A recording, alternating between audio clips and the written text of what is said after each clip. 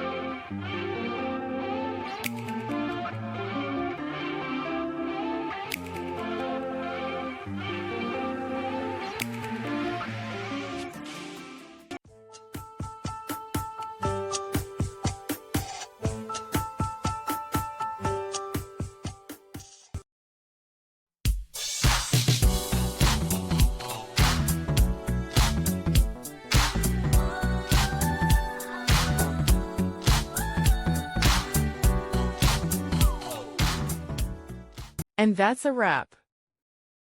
I hope you found the answer you were looking for. If you did, take a second to hit that subscribe button. It really helps out. And let me know in the comments which solution worked best for you. See you next time in the debug zone.